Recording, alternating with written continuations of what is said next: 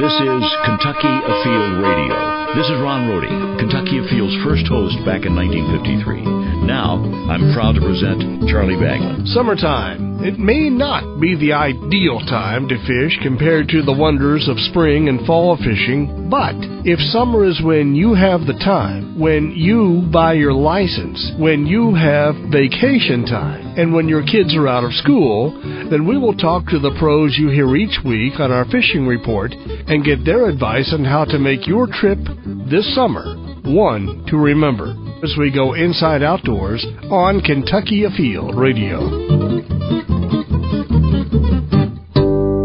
In a unit, many function as one. What's the policy on your boat? Michael Noss, Navy SEAL. Your attitude toward wearing a life jacket, even if you know how to swim, will prompt others to do the same. Be alert, be a leader. Injury, choking, and worse can happen when a wave sends you and your craft in opposite directions. And just hope your life jacket isn't missing in action. That's training you can trust. Kentucky Fish and Wildlife reminds you your life jacket's got your back and the backing of the best swimmers everywhere. In the news, investigative reporters are stalking sneak peekers, drivers who text and drive in secret, checking text at intersections or while cruising neighborhood streets.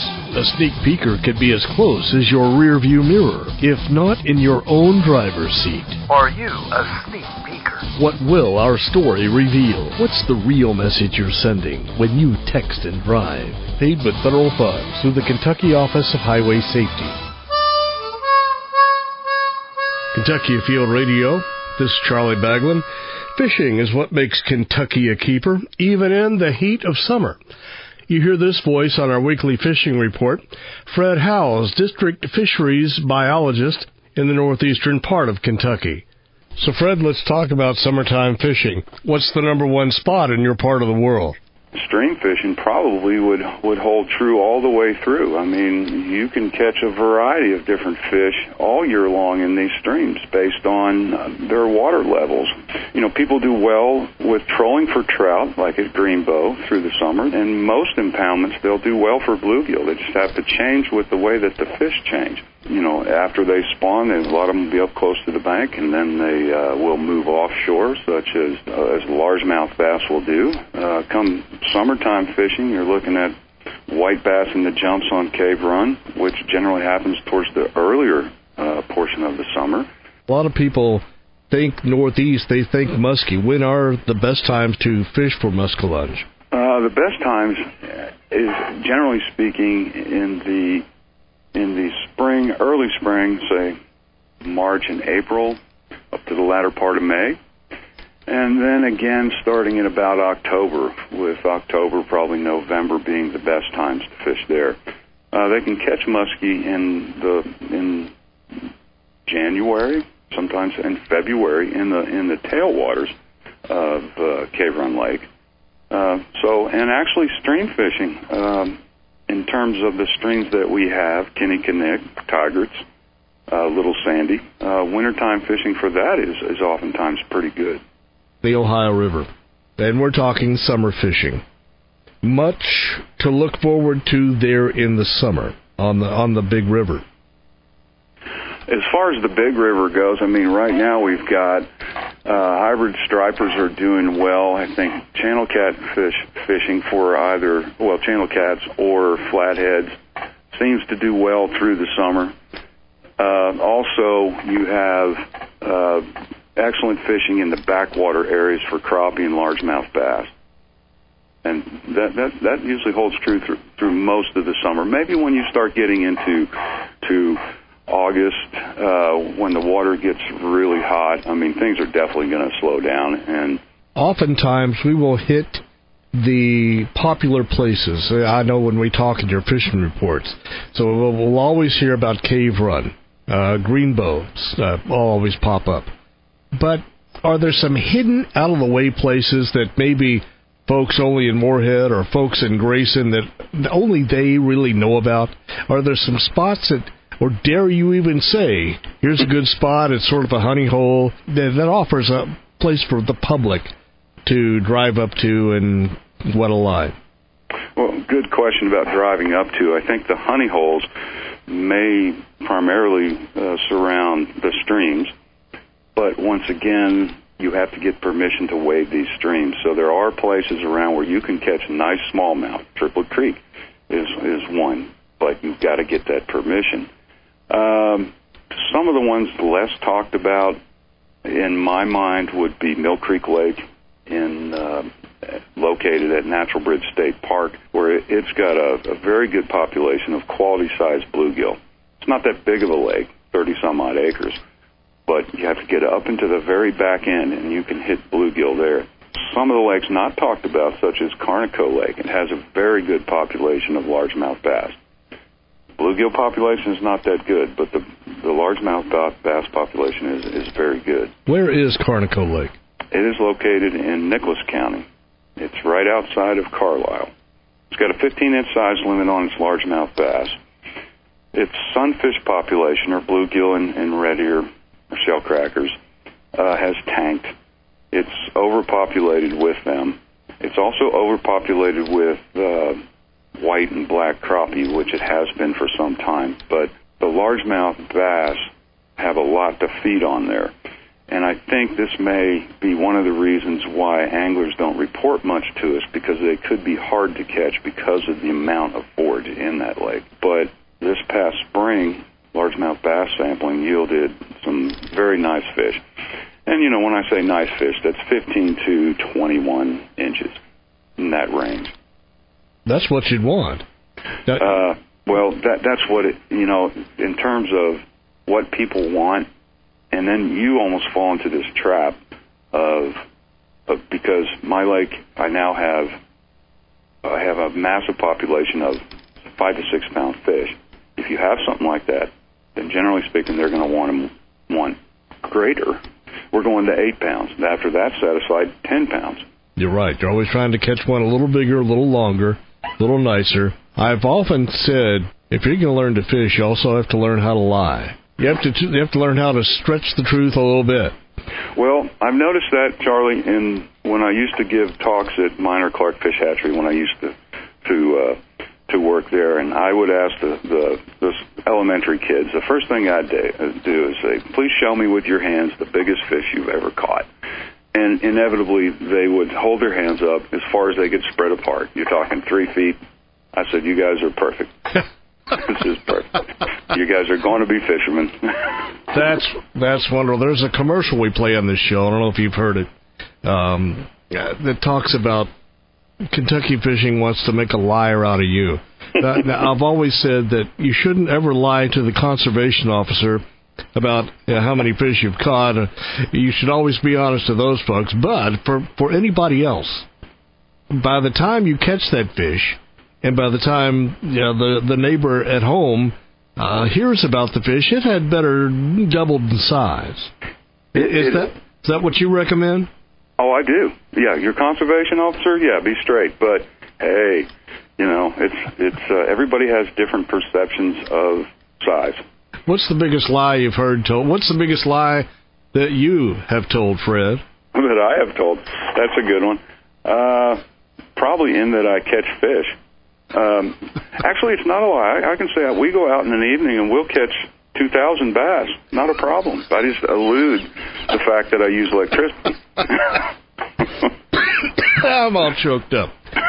You use a shocking boat, and you will catch 2,000 bass. They come up, but you release them, don't you? You shock them. What do you do when you shock them? You bring them up and measure them and what? We do. I mean, yes. And this is a big misconception, I think, probably across the state, is, say, for instance, as I was talking about the bass, what we do is we'll spend 3 nights doing, let's just say, Grayson Lake, and we'll spend approximately 2 hours electrofishing per night, and we will catch. We run a half-hour time subsample. We collect everything within that half hour, or all the bass, and then we stop, and we will either weigh and measure and identify them between smallmouth spots and largemouth, and then we release them. And then we go on and do that trip again. And we've done this for 30 years. But what happens a lot of times is people will, say the boaters out there, or if we're close to a road, they'll see us collecting the fish. and they don't ever stick around long enough to see us release the fish. So there's a big misconception that we capture the fish and we take them somewhere else, which we don't. And this same thing applies when they're collecting brood muskie in the Cave Run Lake tailwaters. Is they'll go in there for only about 4 days and they'll collect the muskie from 34 inches to 52. Now they take them out, but they fin clip every fish that comes out of there. And then after they're through spawning, they put them back in the tailwater. Fred Howells, District Fisheries Biologist out of the northeast part of the state. Thanks for joining us. Good advice for summer fishing. Well, thank you for having me, Charlie. We got to get to a break. This is Kentucky Afield Radio.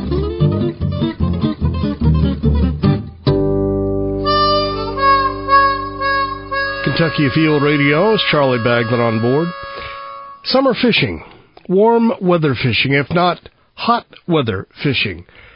We get warm days in the winter, but in summer, everything is warm, if not hot. The air, the plants, the ground, the water. It changes the tactics you use to fish. For some, fishing isn't done every day. For others it is, but some just buy a fishing license in summer because that's when they take vacation. In southwestern Kentucky, the district fisheries biologist with the Kentucky Department of Fish and Wildlife is Eric Cummins.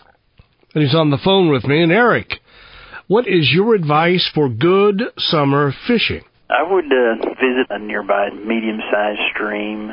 If you like to wade fish or something, the action is always usually pretty good and steady. Through the summer months for whatever you want to catch, panfish or bass. Early and late, of course, are the better times, but you can still catch fish throughout those times. And then catfish activity is good early and late and at night. Those are certainly good options. One, to beat the heat, you can be in the water, in the shade, and catching fish. So, and a lot of our larger rivers, like a Barren River or a Green River, have good variety of populations, whether it be bass, sunfish, or catfish. If you find the right area, you can do well if you'll take the time to look for those access spots. But if you're confined to fishing on a lake, whether it be a small lake or one of our larger reservoirs, again, focus on those early and late time periods. Bluegill fishing is pretty consistent through the summer, and activity is good for bass. Hybrid striped bass, if you can find some deep water access for those fish will start to roam up out of those areas looking for their meal at those low light conditions. So when you say early and late, early and late would be, those time periods kind of right before dark. Well, that would be late, early or late. Right before dark and on into the evening hours. Early in the day, like right before sunrise, and then on up till mid-morning, like maybe 9 o'clock. So if you see deer in the field, that's the time to fish. Can be, yeah. In your part of the world, Eric, what is your specific district? What are the counties there? Oh, my furthest west county is Logan County, and travel on over east to Cumberland County, and then you move up north from there to Marion County, and it's kind of that area encompassed in there. The areas would be Bowling Green, the larger towns, Glasgow, Franklin, Scottsville, Burkesville, and Russellville would be kind of your larger towns within that area. Do you ever get in any turf wars over rough and no lin? I do not. The other district handles the lakes on those, and I have the no-lin tailwaters. We were talking about opportunities to fish in what some may say is not a good time to fish at all, the heat of the summer. And maybe that's August, July. But if that is the opportunity you have to fish, then you do want to make the best of it. In your section of the state, how do Finn's Lakes, fishing in neighborhoods lakes, fit into the big picture? Those are stocked every month with catfish, and those they're readily provide some good steady action during those time periods. And again, they still, even those fish are more active again early and late in the day in those lakes. And there's those lakes, at least our lakes, have some good bass and bluegill populations as well. But again, the dead part of the day is at 10 o'clock till about 3 or 4 when the sun's highest in the sky. That's a tough call on a small impoundment. Again, fishing in those, I guess, easier times, or unless you're out, you've caught the weather when you've got a cloudy day, or maybe right before or after a rain event would be good times as well. Or let's say you're fishing in the shade. What if it were noon? You went out at lunchtime. Could you fish in the shade and maybe have better luck? Yeah, at noon there's not a lot of shade at noon, but if you can find some fishing those areas, those fish will gravitate to those areas as well and use them throughout the day to again try and provide themselves with some kind of an edge for what they're trying to capture their next meal. So yeah, they'll use those areas. Let's look at some other fun things you can do with the water besides catch big fish. What if you wanted to go on a kayak trip or a float trip of some description, canoe trip? What do you recommend out of the Southwest?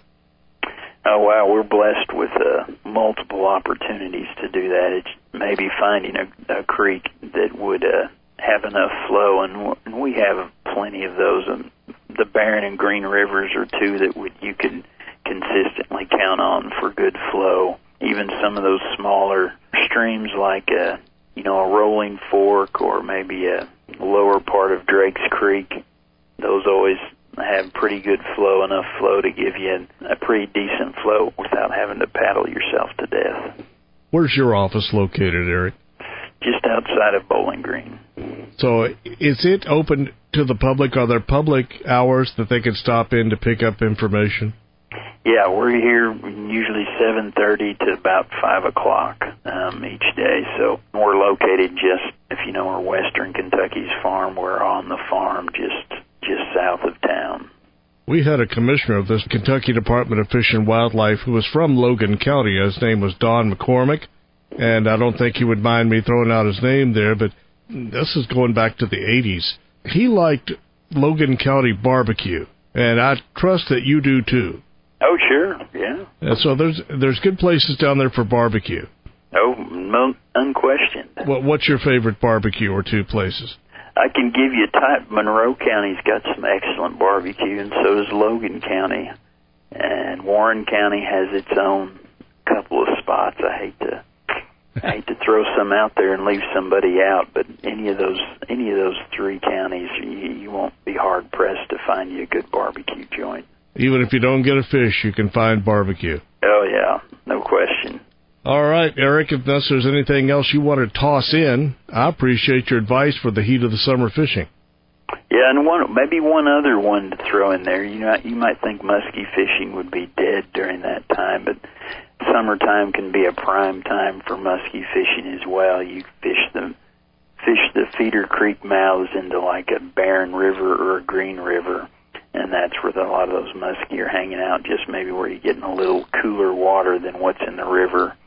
Those are prime spots, and where there's some access spots that you could fish those from the bank even if you had the wherewithal. So you could hook yourself a pretty, maybe what you might think of more of a cold or cooler water fish, and it could provide you with some good summertime action. Your counterpart in the Northeast, Fred Howes, was giving some of the same advice for his area. He was talking about muskie and saying spring and fall were better times versus fishing for muskie during the summer. But I'm wondering, is the habitat a little different in your part of the state for muskie that makes them maybe something you want to go after?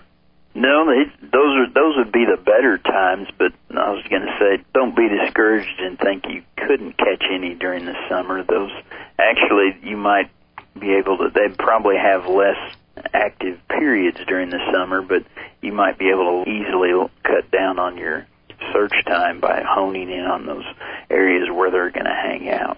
So one more time on where they hang out. I know that muskie is a river fish, but we're talking about them in lakes, right? And so you have to look for more of the riverine type areas of these lakes?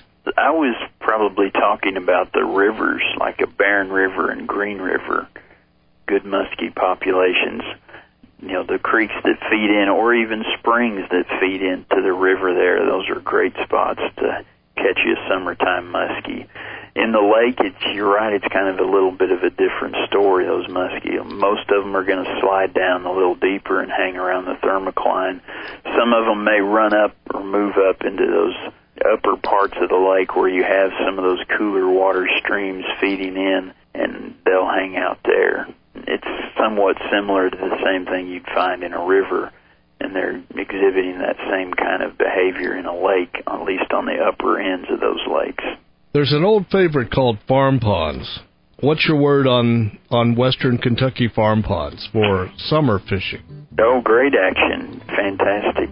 Yeah, and again, the time period you'd want to hit them are early and late. You know, one caution is most ponds in this part of the state, or probably throughout the state, don't have much oxygen available below like 6 to 7 feet. So if you're out there fishing in a deeper pond that's 10 feet and you're throwing your bait and letting it go out and sit on the bottom, and it's out in that deepest part, well, there's not a fish in the pond that's probably going to venture down in that deoxygenated zone to get it. So be sure you keep your bait up above 6 to 7 feet. That's good advice. All right, Eric, thanks a million. Hey, no problem. We've been talking to Fisheries District Biologist for the Department of Fish and Wildlife for the southwestern portion of our state, Eric Cummins. This is Kentucky Afield Radio.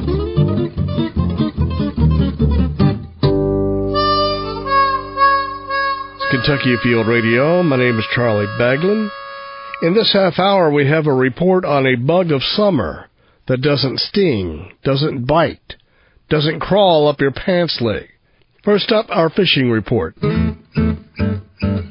This is Kevin Fry with your Eastern Area Fisheries Report. Recent heavy rains have kept a lot of streams high and muddy. However, look for some good smallmouth bass fishing now in area streams when muddy conditions are reduced. Some nice big fish were being caught just before these rains. Several 20-inch plus fish were caught from the Eliza Fort. Hot weather is producing some good jump fishing for white bass at Dewey Lake. Anglers watching for fish to get in jumps are catching fish from 13 to 17 inches. At Fish Trap Lake, hybrid striped bass are also getting into jumps, with fish being caught up to 26 inches. The warmer weather is continuing to improve muskie fishing success far up lake in Buckhorn. Fish are feeding on shad, and with some murky water, there's a good chance for a muskie strike when doing a figure 8 at the end of your lure retrieve. This is Jeff Crosby with the Central District Fishing Report. Water temperatures in our area lakes are in the upper 70s to lower 80s. Our large lakes, Taylorsville and Harrington, water levels remain high due to recent rains, and fishing is slow on these lakes. However, many of our small department-owned lakes such as Beaver, Elmer, Bolts, Corinth, and Gifts Creek lakes are still in very good condition for fishing. Black bass are being caught at many of these lakes, especially early in the morning and late in the evening on topwater lures such as buzz baits. And finally, don't forget the Finn's Program Lakes. Again, with high waters, these provide a great alternative for some great fishing, especially for catfish this time of year. So good luck, good fishing. Hope to see you on the water. Hi, this is Eric Cummins with your Southwest Kentucky Fishing Report. Barren and Green River Lakes are both 10 foot above summer pool. Be sure you check out the lake website or call the office for the latest temperature and oxygen profiles.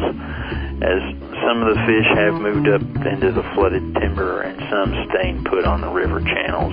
Trout and stream bass fishing will be your best opportunities as the tailwater and larger river flows are up, and it'll be best to wait until they calm down. There's some good opportunities for good small lake bass fishing at Mill Creek Lake, Metcalf County Lake, and Spurlington Lake early and late, or fishing at night with topwater, shallow crankbaits, or swim baits. As always, good luck and good fishing. Be sure you wear your life jacket.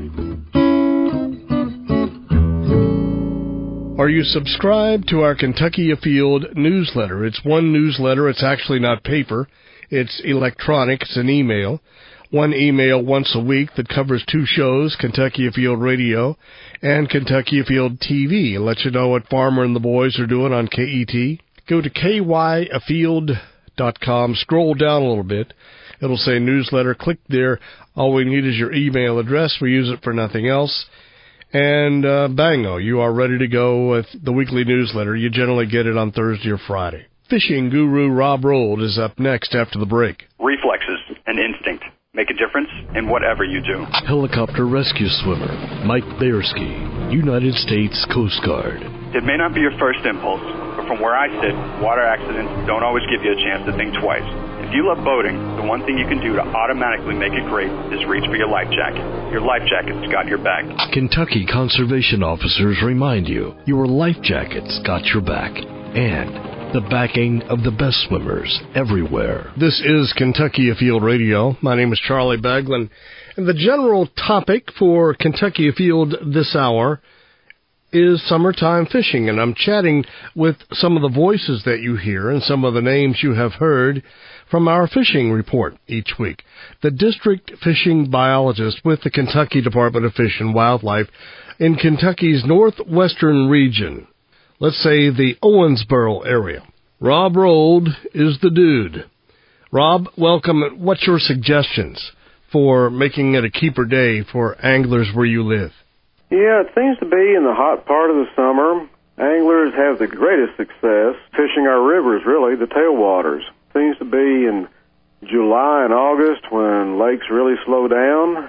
Anglers still do well on like catfish, hybrid striped bass, when they're fishing like one of our Ohio River tailwaters, such as Cannleton, Newburgh. So you're talking there in the locks and dams? I have 3 on the Ohio River, which is Cannleton, Newburgh, and Uniontown.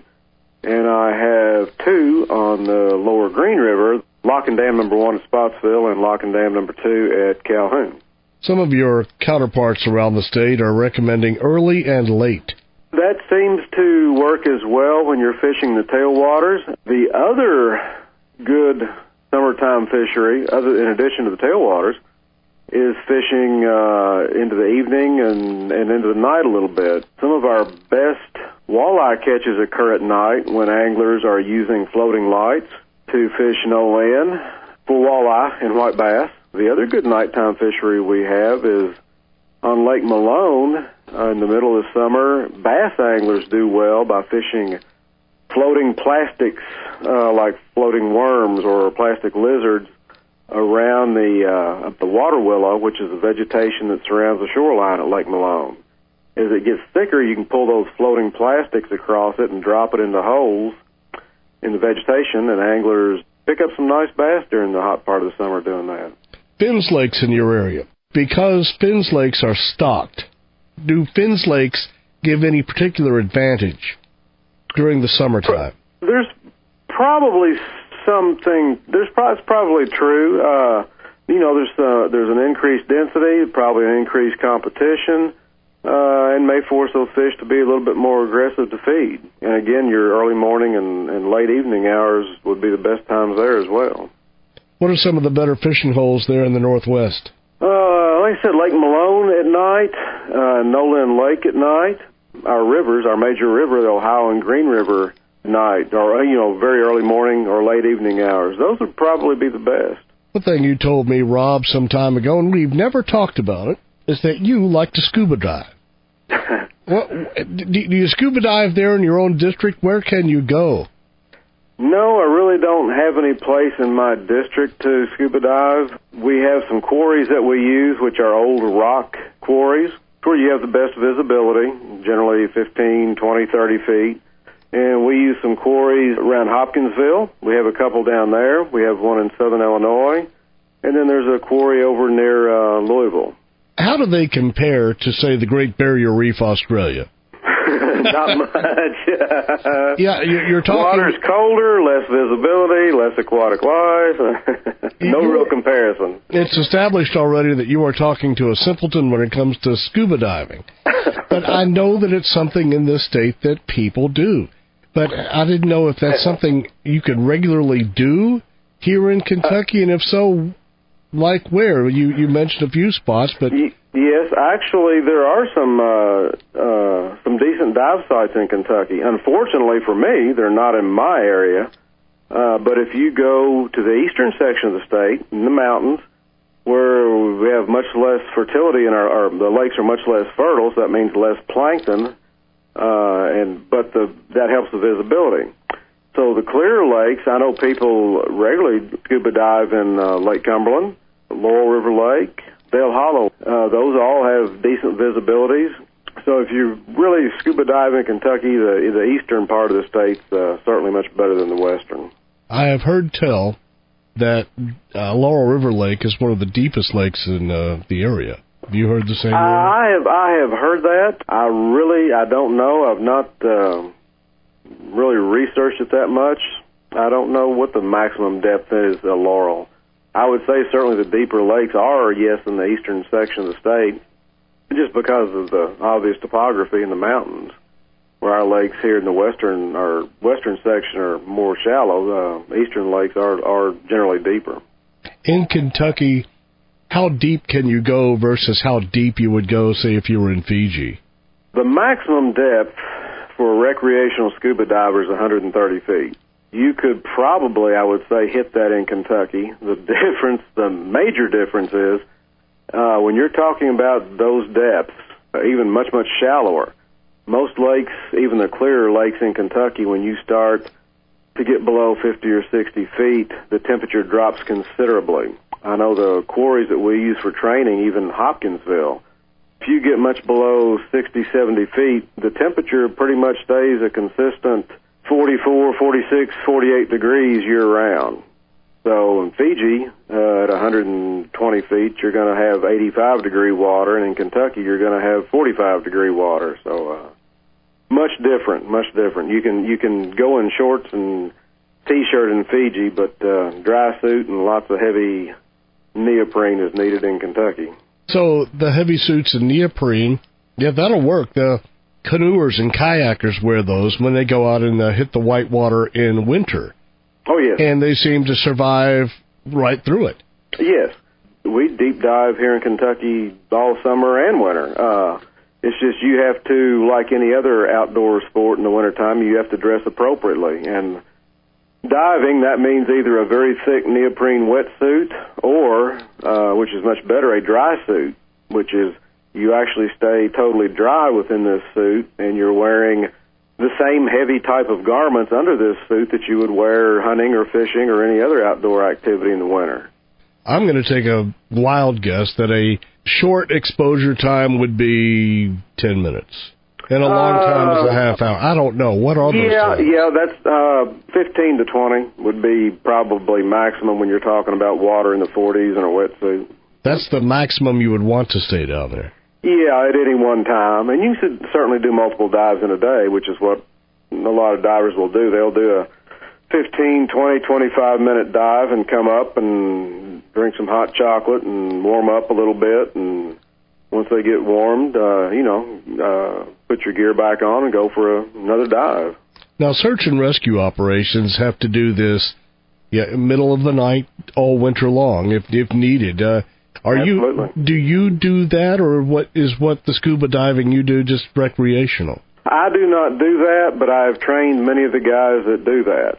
I myself am not on a team because I train divers. I'm not really available to be in all these different places at the same time, and they need people that are actually most often around the area, so if they do call a team out, they're available to go out. What levels are there of scuba training? And I didn't know that you did it beyond just recreationally, so it sounds like you're a pro at this. Yeah, like I said, I'm actually a scuba instructor, and I even teach beyond the recreational level into what we call technical diving, which you're actually going below the 130-foot depth limit, and you're staying for longer periods of time, going into decompression and a lot of other things. But the normal recreational diver does not do or not trained to do. But then the public safety diving, like you're talking about, takes special training as well, for everything from the dry suits to the cold water, and it even involves evidence preservation. They have to go out and look for guns or other evidence that may or may not be in a lake, vehicle recovery, body recovery, all those. Takes some special techniques, and that is most often done in what we call black water. You're basically feeling your way around while you're diving because the visibility is pretty much nothing. So you can see nothing with your eyes wide open and a light with you. Oh, a light makes no difference. Because the reason you have no visibility is because of sediments such as mud, silt, or heavy plankton blooms. So if you do have a light, it does nothing but just scatter off of the particulates in the water, and you still have no visibility. Well, my hat's off to the people that do that, and they do it because they know there is a need for it on occasion. And exactly. The scuba diving is a whole lot more than just going down and seeing what's below the water for fun. Oh, absolutely. I mean, diving can be a lot of things. I mean, there's people that like photography and like diving, so they pretty much dive to photograph.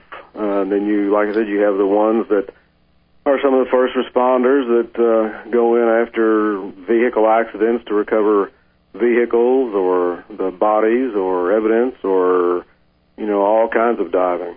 You've been doing this now all your life, just started as a kid or picked up later? Yeah, pretty much. I was first certified in 1986. 1986. So since then, you've been around a lot of exotic places to practice your craft. Yes, I've pretty much all over the Atlantic, or here in the States, the Atlantic, the Gulf of Mexico, Pacific Ocean. I've dove several Caribbean islands, Hawaii, and the Pacific in that area. Not quite exactly worldwide traveler like a lot of folks have done, but a bunch of the Caribbean and all the Atlantic, Pacific, and Gulf of Mexico around here, or the States. At least it ought to teach you enough to go down and take a look at exactly where the fish are, where you're going to fish. Oh, absolutely. It's a lot of fun, especially if you're an angler as well, like I am. There are some of the clear strip pits and the clear rock quarries you can go down, and I think it's fantastic just to watch the fish behavior. The bluegill on the nest, or the bass that are hiding out in little brush piles waiting on bluegill or some other unsuspecting prey fish. Of course, I've always been a sort of a fish nerd, and it's fun to me just to watch the behavior of the fish, which is something you don't normally get to see. Sounds cool. Thanks, Rob. You're welcome. We have been talking fishing and more in the heat of the summer with Rob Roll, district fishing biologist and first-class human being. I'm Charlie Baglin, and this is Kentucky Afield Radio.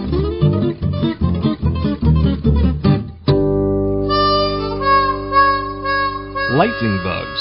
We put their light in the spotlight. Next on Kentucky Afield Radio.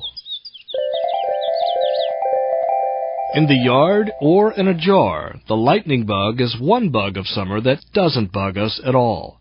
In fact, the lightning bug can shine a whole new light on what may otherwise be a dim view of bugs in general. Some luminescent insects glow continuously, such as the glowworm.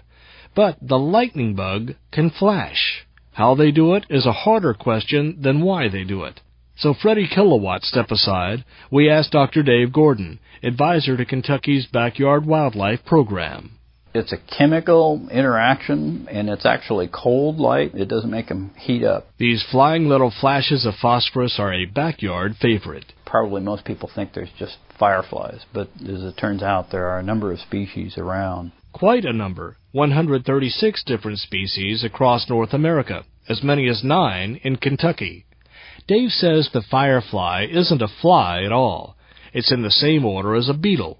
Regardless, all insects are in the same business, attracting a mate. Like crickets sing and cicadas sing, and this is a group of insects that uses lights. Their light appears to flash at random, but look again. The ones that are maybe the most obvious are the ones that at dusk that come out of the grass and fly up, and they flash once or twice.